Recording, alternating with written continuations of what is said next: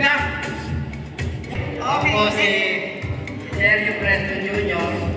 or si dating nakatira sa Tondo, ngayon nakakaloka. Thank you. Hello. Yes, thank you po. Magandang umaga sa inyo lahat.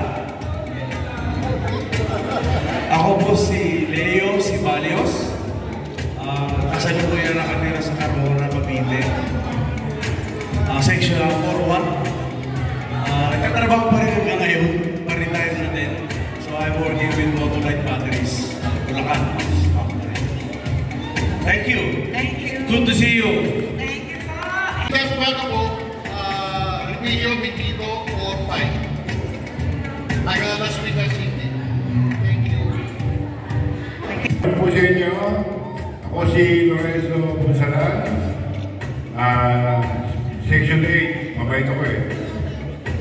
Kasalukuyan dyan sa Moriones nagtatrabaho. Anang patay. Maraming salamat.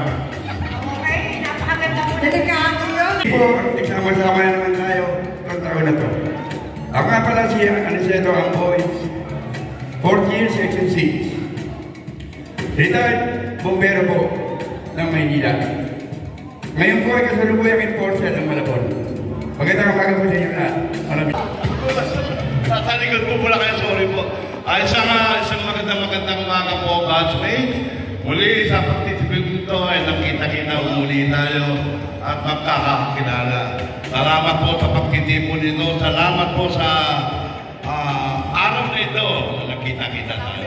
Ako nga po pala si Fred tayo, 4-4 dati. Nakaligtaan ko pa nga dati, akala ko section ko 3, 4-3 pala 4-4. Salamat kay Ma'am Lucille Bunanan, siya nagpa-abiso sa amin. Classmates, sila Vilma, natatandaan ko. Hello po sa inyo lahat. Yung mga iba po na hindi po natandaan, mga batchmates lang, puro hello lang po tayo. So, enjoy lang tayo ngayon sa pagkititipon nito. Tuloy, kukuha mo. Bawat sa kukuha mo ng picture, ha? Ikaw na lang papayaran natin. Sa Tikoy. Yun, gulmati ko na ng buhay sa Tikoy.